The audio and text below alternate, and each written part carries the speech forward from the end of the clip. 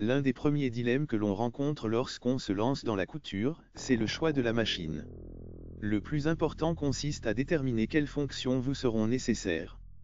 Il n'est pas utile de partir sur un modèle trop sophistiqué si vous n'êtes pas certaine que la couture vous plaira. Mais gardez également à l'esprit qu'une machine bon marché ne sera pas toujours une bonne affaire.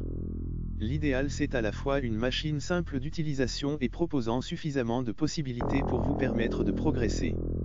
Pour bien choisir sa machine à coudre, il est important de prendre en compte ses désirs créatifs et le temps que l'on souhaite y consacrer, occasionnel ou régulier, reprise, habillement, décoration, patchwork, broderie ou encore le type de tissu que l'on souhaite travailler.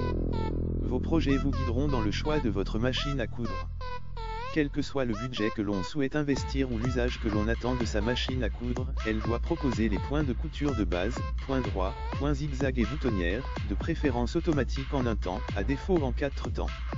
Attention, la mention « boutonnière en 4 temps » signifie que vous devez changer 4 fois vos paramètres de couture afin de coudre les 4 côtés de la boutonnière.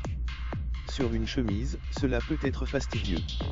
Le point pour couture stretch, ou élastique, s'avère utile pour travailler les tissus extensibles comme le jersey par exemple.